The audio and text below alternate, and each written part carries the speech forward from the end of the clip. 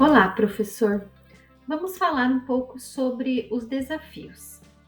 Alunos com altas habilidades de superdotação, eles apresentam maior interesse por atividades desafiantes, porque elas proporcionam uma aprendizagem investigativa.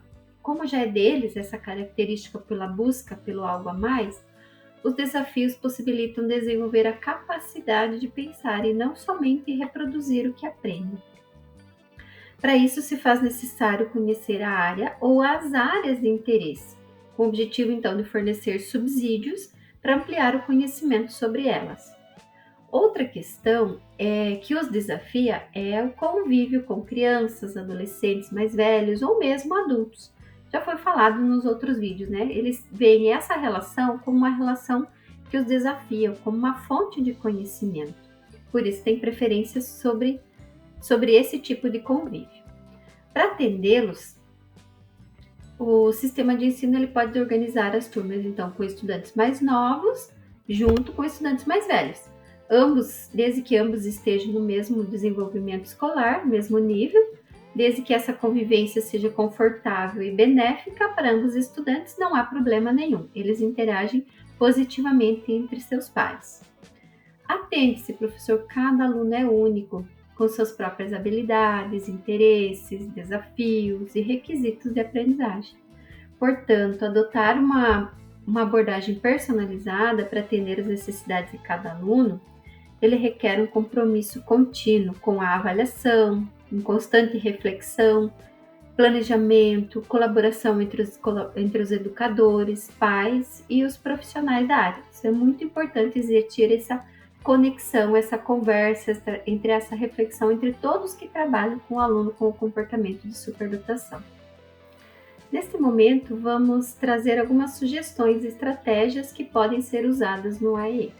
É claro que nem todas se aplicam a todos os casos, então observe as necessidades individuais do seu aluno e veja o que pode usar das propostas, com o intuito de otimizar a aprendizagem e para que ele se sinta acolhido, atendido e incluído. Exposição de ideias, questionamentos e opiniões. Permita que seus alunos participem ativamente da aula. Questione-os, peça opiniões, peça ideias e deixe que eles se expressem, tanto oralmente quanto de maneira escrita, pois pode ser que existem alunos que não escrevem bem e preferem se expressar na oralidade, têm uma maior habilidade na oralidade. Tal como existem alunos que possuem ótimas ideias, mas não gostam de se expor, então preferem escrevê-las. Lembre-se que seu aluno é uma criança e possui as necessidades próprias da idade. Por mais que apresente um potencial intelectual muito avançado para a sua idade, é importante que ele disponha de tempo para brincar e estar com outras crianças. Todo o trabalho da sala de recursos, ela busca também priorizar a evolução social e emocional dos estudantes, possibilitando então que ele construa e tenha percepções de si mesmo, do ambiente, dos colegas, no sentido de se autoconhecer, de se aceitar, se motivar para ter empatia, desenvolver uma boa convivência nos variados contextos da sociedade. Motive seus alunos a realizarem pesquisas e buscarem novos conhecimentos e respostas aos seus questionamentos. Responda às suas dúvidas ou sinalize onde encontrar essas respostas. Oriente e possibilite o acesso às informações com o uso das tecnologias, ou em acervos literários e obras, ou ao mesmo o contato e o convívio com algum especialista que pode resolver a sua questão. Se faz necessário uma escuta sensível, um olhar atento, um acolhimento desta criança e uma compreensão desse sujeito, para que assim ele possa se reconhecer e identificar as suas potencialidades, fragilidades e habilidades, fazer com que ele se aceite como é e cada vez ele prosperar mais em relação ao seu desenvolvimento. Para a sua atividade de seu interesse, tenha sempre materiais acessíveis e diversificados de boa qualidade em sala. Livros didáticos variados, de literatura, poesia, revistas de assuntos variados, jogos matemáticos e educativos, caixas temáticas, caixas de curiosidade, equipe de experiências científicas e robótica, enfim. o mais variado possível quantidade de material que possa atender ao interesse desse aluno.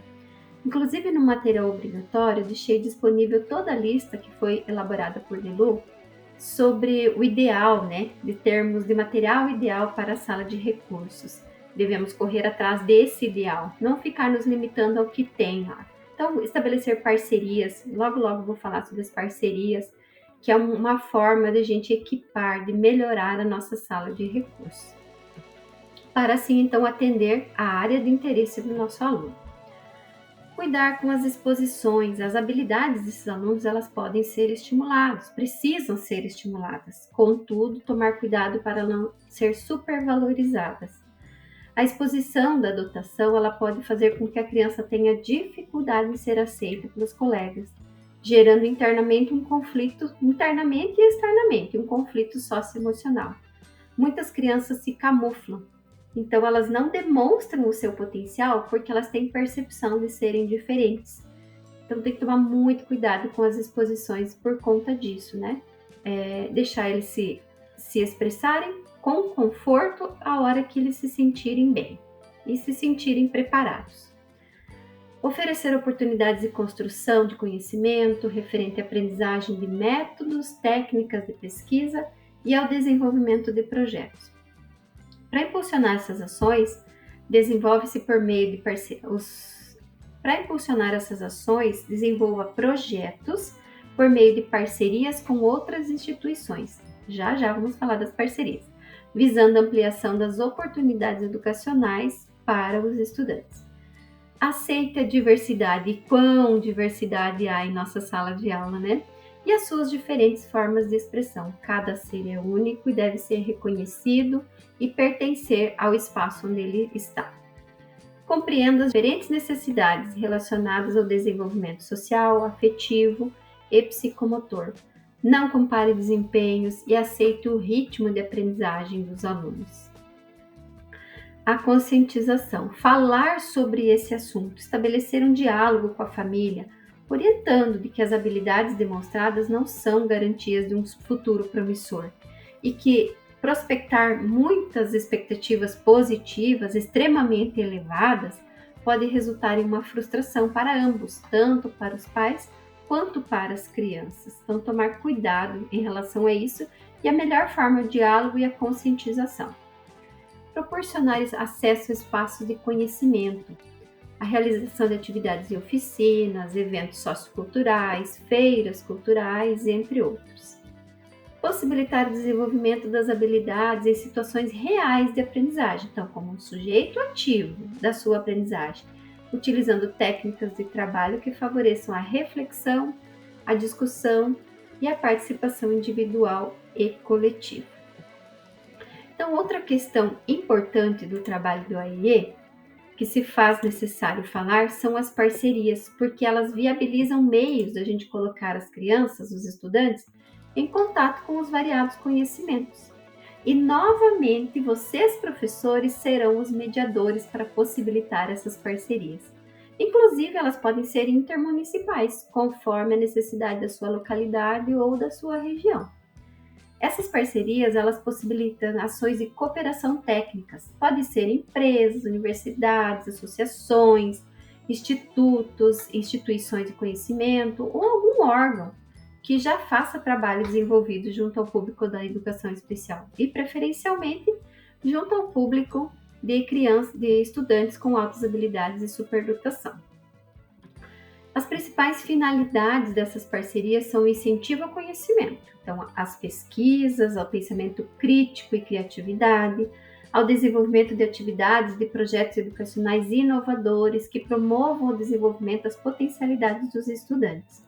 Podem ser projetos mais variados, desde que tenham interesse do aluno. Então pode ser projetos de robótica, tecnologias, pinturas, laboratoriais. Se nós ficarmos presos apenas à nossa sala de aula, esses recursos são muito escassos. E essas parcerias externas possibilitam, então, essa amplitude para os alunos desenvolverem seu potencial e realizarem, construírem o seu conhecimento de uma forma mais fácil, mais acessível, né?